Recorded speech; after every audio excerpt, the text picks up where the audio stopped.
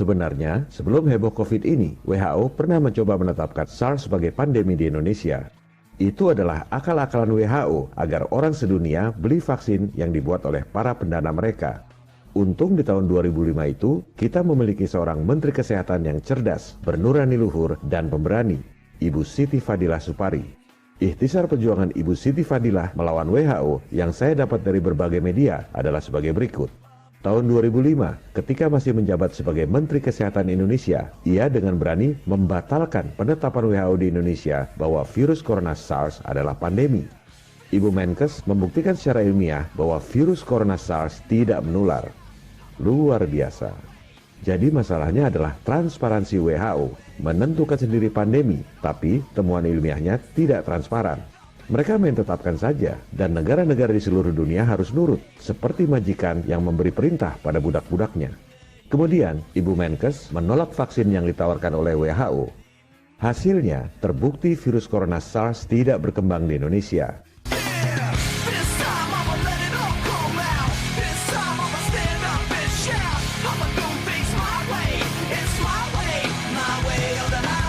Ibu Siti Fadilah memberi pelajaran kepada kita semua bahwa kita bukan bangsa kacung. WHO harus transparan. Jangan berlagak seperti juru selamat dunia, padahal gaji mereka dibayar oleh Bill Gates dan perusahaan-perusahaan vaksin terbesar di dunia. Silakan Anda capture dan sebarkan statement ini di medsos. Memang masih banyak tanda tanya besar soal vaksin. Selama saintis secara transparan tak bisa membuktikan mana yang virus dan mana yang eksosom, sudah pasti alat tes bakal meleset terus. Sudah pasti vaksin susah dibuat. Itu sebabnya virus SARS, MERS, HIV, dan juga COVID belum ada vaksinnya. Media-media mereka sendiri mengatakan vaksin polio lebih berbahaya dari virus polio. Kini, lebih banyak negara tak lagi gunakan vaksin cacar air.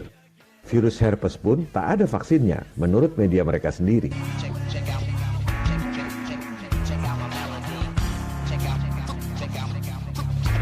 Sayangnya, serangan balik tertuju pada Ibu Siti Fadilah.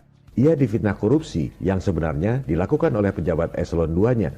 Yang korupsi tidak dihukum, Ibu Siti Fadilah dipenjara. Hakim memutuskan tanpa bukti. Inilah cermin negeri yang belum sepenuhnya merdeka dari campur tangan asing. Nekolim, istilah Bung Karno. Apa advis Ibu Siti Fadilah tentang COVID? Berikut adalah ikhtisar dari berbagai media. Pertama, Indonesia harus bikin penelitian sendiri untuk membuat alat tes COVID sendiri.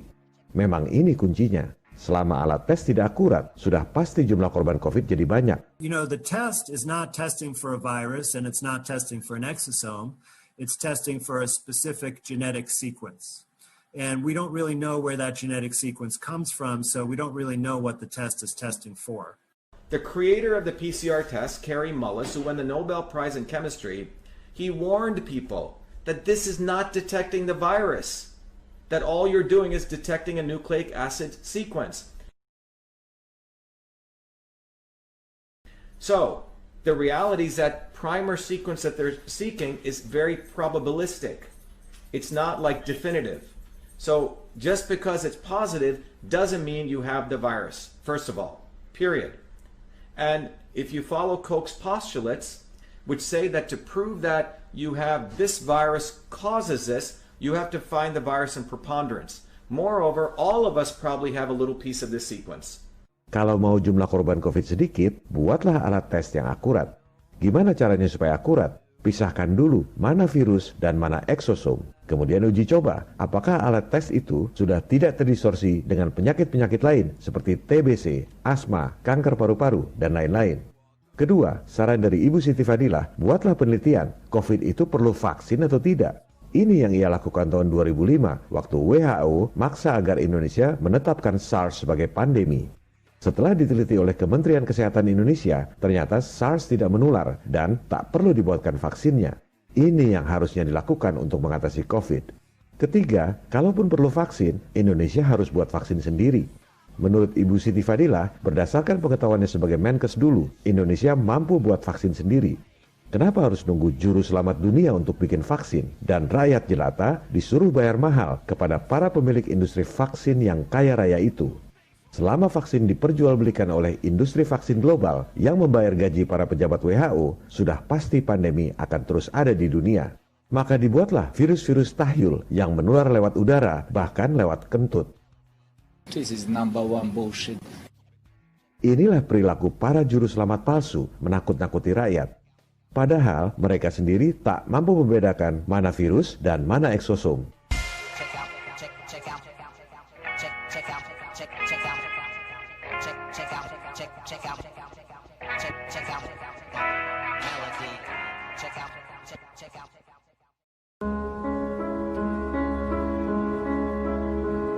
Pertanyaan yang sangat menggelitik saya adalah, ada 160.000 dokter di Indonesia.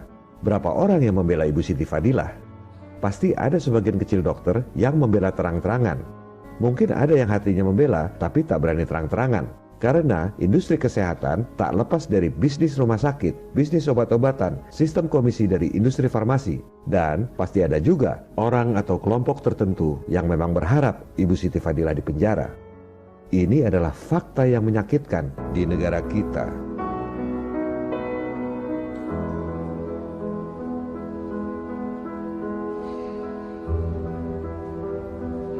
Para dokter adalah pahlawan kemanusiaan.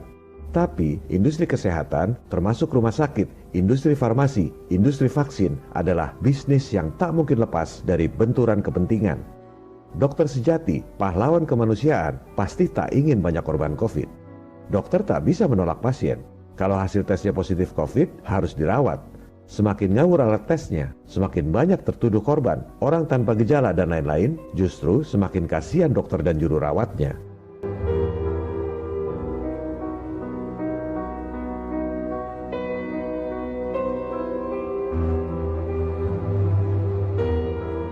Yang sakit beneran ada, contohnya Menteri Perhubungan kita. Memang sakit. Tapi yang tesnya positif COVID padahal nggak sakit juga banyak. Dampak negatif dari APBN untuk subsidi korban COVID, dan ini dilemanya, adalah benturan kepentingan. Ada pihak-pihak yang ingin jumlah korban COVID menjadi banyak, bisnis anggaran. Padahal uangnya adalah utang yang harus dicicil oleh rakyat selama 50 tahun.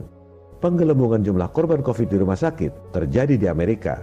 Saya akan sampaikan bukti-buktinya pada tayangan berikut.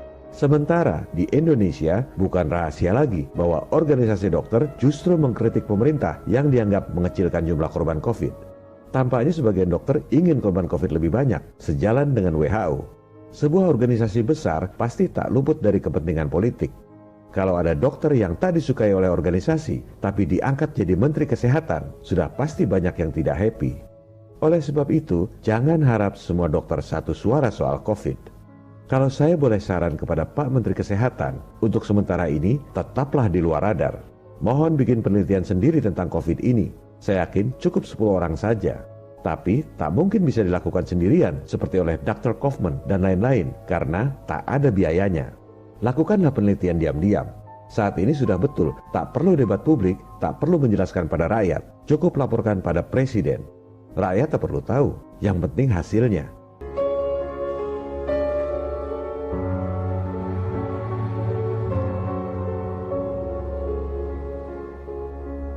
Saya menghimbau kepada 160.000 dokter di Indonesia agar satu suara soal rekannya, seorang dokter mantan Menteri Kesehatan yang difitnah dan dipenjara.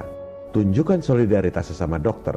Mari kita bela Ibu Siti Fadilah, baru setelah itu kita bicara soal COVID. Ibu Siti Fadilah adalah simbol independensi kita dari kekuatan asing yang ditumpangi oleh kepentingan bisnis industri vaksin. Selama tidak independen dari WHO yang digaji oleh Bill Gates dan perusahaan-perusahaan vaksin dunia, lebih baik kita tak usah bicara soal COVID. Ibu Siti Fadilah adalah simbol perlawanan terhadap sistem yang zolim. Bahwa kita, bangsa Indonesia, bukan sekumpulan domba yang digiring oleh juru selamat palsu menuju pejagalan. Then we are nothing but sheep being herded to the final slaughterhouse. I will not go down that way. I choose to fight back. I choose to rise, not fall. I choose to live, not die. And I know that what's within me is also within you.